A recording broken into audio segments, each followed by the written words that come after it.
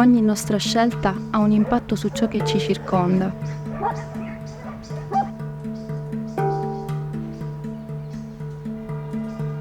A volte, quella scelta che sembra più giusta va a ledere la libertà di qualcun altro.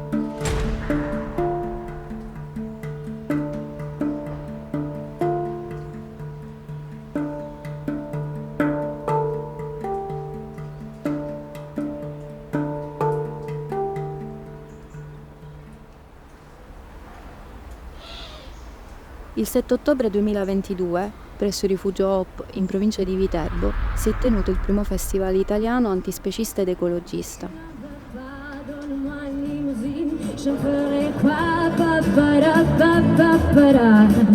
Donnez-moi du personnel, je ferai quoi? Un manoir Neuchâtel, ce n'est pas pour moi. Donnez-moi la tour Eiffel, je ferai quoi?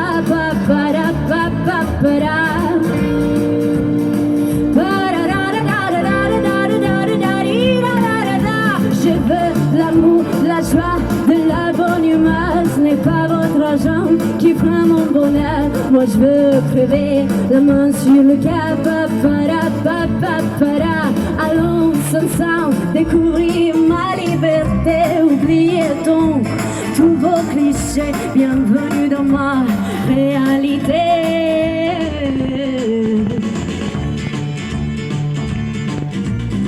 J'en ai marre de bon manier, c'est trop pour moi. Moi je mange avec mes mains, je suis comme ça. Je parle fort et je suis ange, excusez-moi. Fini l'hypocrisie, moi, je me passe de là. J'en ai marre de l'âne de bois. Regarde-moi, de toute manière je vous embête pas. Je suis comme ça. Je suis comme ça. Je veux l'amour, la joie, de la bonne humeur. Ce n'est pas votre argent qui prend mon bonheur. Moi je veux crever la mort. Cosa intendiamo per antispecismo? Secondo te ha più diritto di non essere uccisa una gallina o un maiale? Sarebbe peggio veder soffrire un agnello o un gatto? Mangeresti più facilmente un cavallo o un cane? L'idea che possano esistere specie animali di serie A e di serie B è un concetto dettato dall'antropocentrismo della specie umana. Essa stessa è una specie animale. L'antispecismo sostiene l'uguaglianza di diritti di tutte le specie animali, il diritto alla vita, alla proprietà su loro stessi, poter scegliere con chi stare, cosa mangiare e dove andare.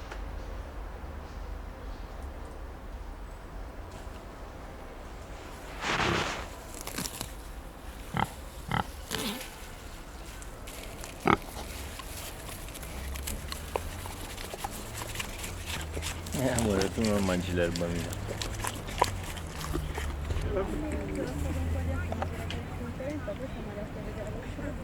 Hai comprato qualcosa? Sì, ho preso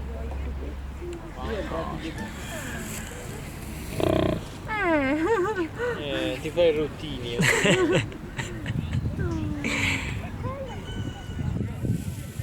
Vabbè, finché sono rottini va bene, non esagerare. Non esagerare.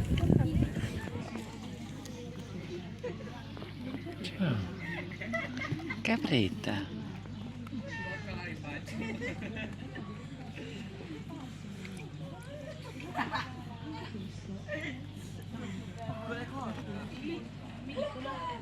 Andiamo a mangiare, che sono industriale, cioè questa è una cosa più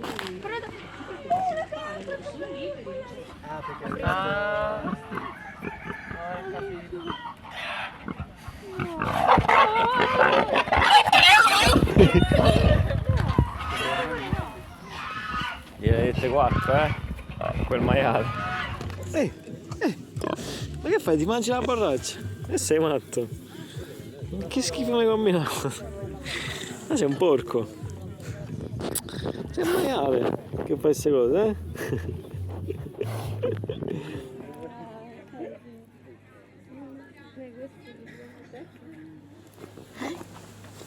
Ma che ti stai a mangiare?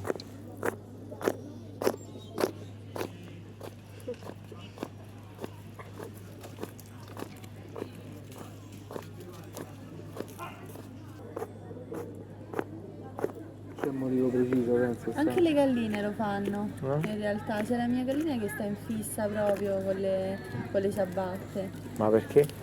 Beh, comunque è un loro modo di... Cioè loro non so, hanno così solo si il becco mangiano. Comunità. Però a parte si come puliscono il contatto. becco anche, cioè Si fanno puliscono un il po' di- becco? Anche sì. Pieno di roba, basta. Dio mio, Faccia queste sta capoccia, cose. fate vedere. Sei proprio uno struzzo, lo sai? Sei un grandissimo struzzo. Mi sta affamando. Gli animali cosiddetti da reddito non sono catalogati come animali d'affezione. Questi animali che loro salvano da quel sistema che sta creando enormi problemi al pianeta, non alla nostra sensibilità, al pianeta, non è casuale che anche nelle università questi animali che loro salvano non sono studiati in quelle che sono invece quelle caratteristiche che loro poi qui scoprono.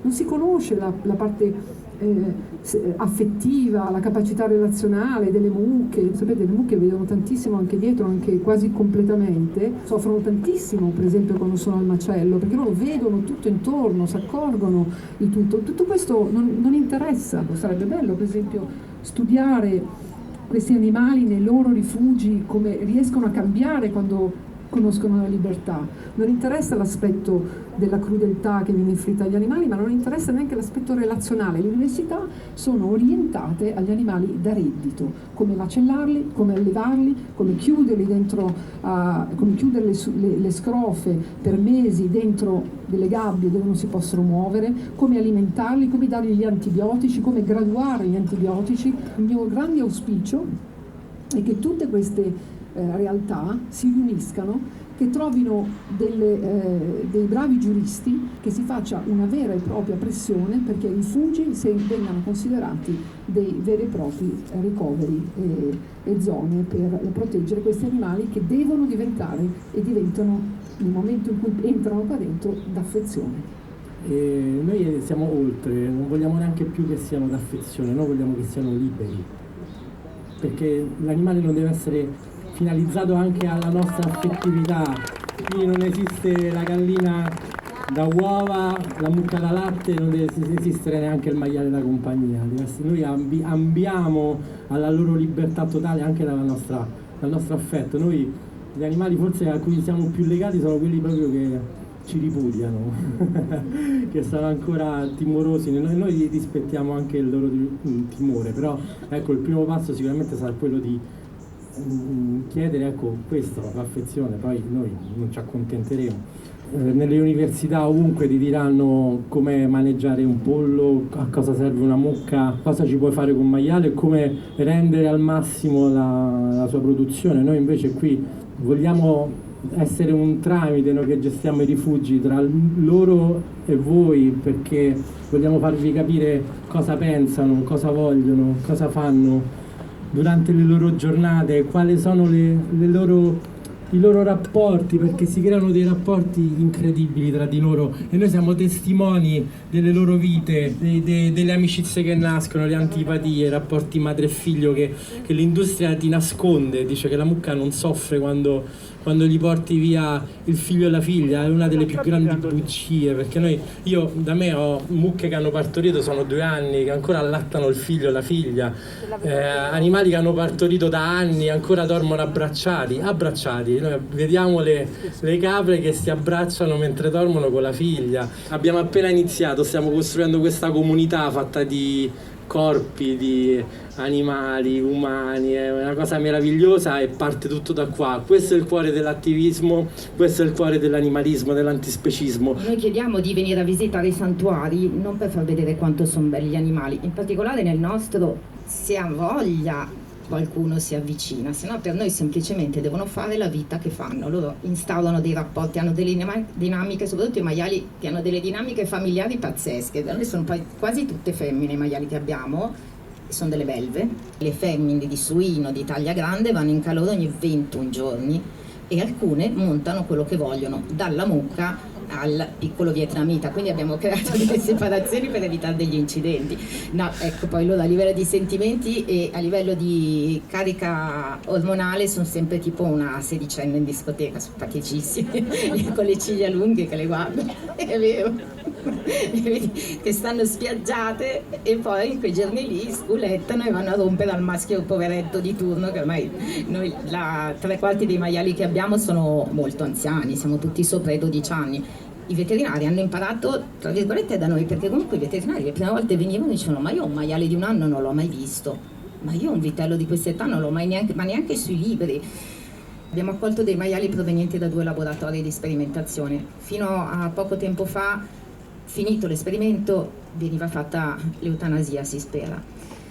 Tramite una collaborazione con la Collina dei Conigli siamo riusciti ad accogliere anche dei maialetti, sono dei mini pig proprio, da un laboratorio. Quindi cioè già sei nasci maiale, nasci femmina, ti sperimentano, cioè questi che arrivano hanno fatto quasi tutto il percorso della discriminazione, loro l'hanno vissuto, quindi arrivano da noi bianchissimi, con le unghie cortissime, che non sanno niente, proprio voi vedete che aprono gli occhi, no, ma c'è un mondo da scavare, c'è un mondo da annusare, c'è un mondo in cui non mi faranno niente.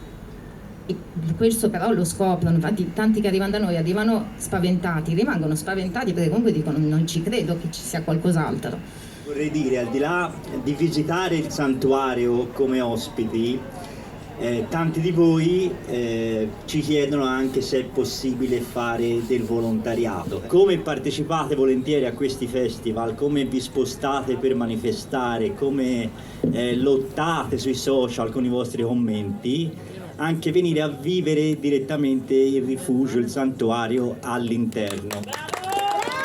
Perché non è tutto rose e fiori come quando facciamo le visite,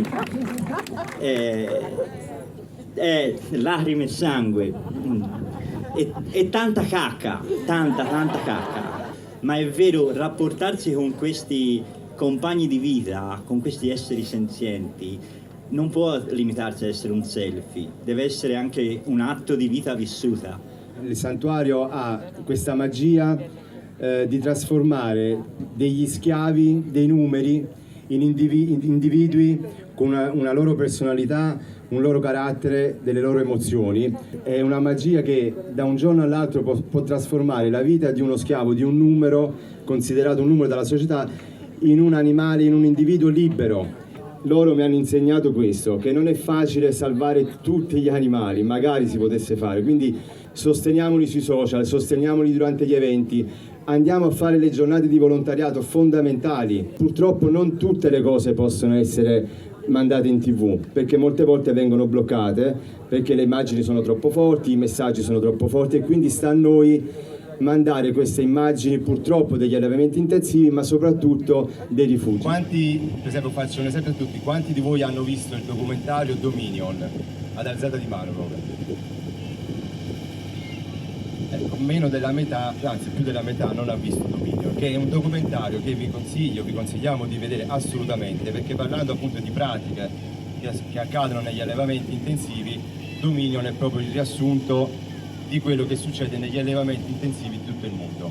Alcune pratiche, anche a me che pensavo di saperle tutte, in realtà sono sconvolgenti, perché non possiamo capire come siamo arrivati a questo livello di sfruttamento e di violenza. Quindi è fondamentale che siamo noi a dover mostrare queste immagini agli amici, alla famiglia, ai colleghi di lavoro, sui social, perché tanto sulla TV classica non passeranno mai, ma rappresentano la realtà di tutti i giorni. La selezione genetica che è stata fatta sui polli che vengono allevati per la loro carne è talmente brutale che loro sono stati creati, geneticamente modificati per crescere a dismisura nel minor tempo possibile. Quindi raggiungono un peso di macerazione dopo circa 40 giorni. Crescono talmente a dismisura, ovviamente dove? No? Principalmente sul petto. Questo cosa comporta? Che non si reggono spesso sulle loro zampe, collassano. C'è il fenomeno dello spray leg, si chiama. Collassano, questa spaccata, no? Di questi animali. Cosa implica? Sono a contatto poi, oltre al dolore fisico di questo, vengono a contatto con la lettiera, con l'ammoniaca, ulcere, ustioni sul corpo. E una cosa che secondo me è particolarmente crudele è che ovviamente cosa succede? All'interno degli allevamenti dei polli il mangime e l'acqua vengono posizionati in modo da diventare via via a livello sempre più alto. e non tutti gli animali ci arrivano, perché se l'animale è collassato sulle zampe come ci arriva all'acqua? E quindi quelli che non superano questa parte muoiono ovviamente all'interno dell'allevamento, gli altri moriranno al macello. Cosa succede all'interno del macello? I polli vengono appesi a testa in giù, gli organi collassano, cioè c'è un collasso, lo stordimento a volte è anche inefficace e quindi vengono uccisi coscienti. Perché ho parlato di polli? Perché ci sono tante pratiche che secondo me sono veramente quelle, secondo l'uccisione dei pulcini maschi. Chi ha seguito un po' il lavoro di Animal Equality sa che finalmente è passata la legge per cui non ci sarà verrà vietato l'abbattimento dei pulcini maschi all'interno dell'industria delle uova, però i polli, secondo me, quando riesco, quando posso, dedico uno spazio proprio per parlare di loro, perché ti fa capire che tipo di distorsione c'è dietro all'industria alimentare, all'industria della carne. I polli, avendo una selezione genetica voluta perché il loro corpo effettivamente abbia un uovo, ovuli ogni giorno, anziché il caro buon vecchio, ora inesistente, in natura, che voleva che i polli ovulassero 15-20 volte l'anno, questo è per il loro corpo molto doloroso, cioè loro devono richiedere tanto calcio per fare il guscio delle uova, e questo comporta il fatto che questi polli hanno le ossa rotte, hanno le fratture, e dentro l'acqua gli si mettono gli antibiotici per fargli sopportare la loro stessa esistenza, e questa è una forma di oppressione allucinante. Rientra sempre in una logica estrattiva, l'animale come risorsa da sfruttare, da poter commercializzare, invece bisogna andare oltre.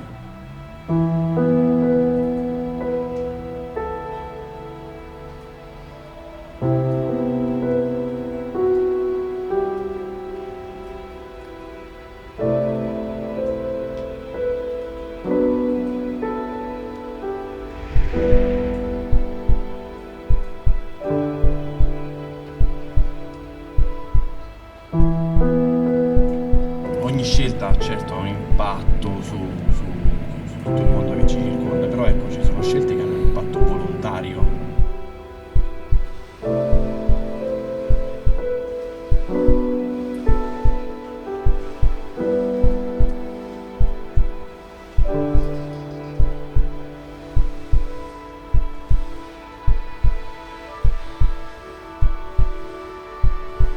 Non è assolutamente una scelta personale, se poi va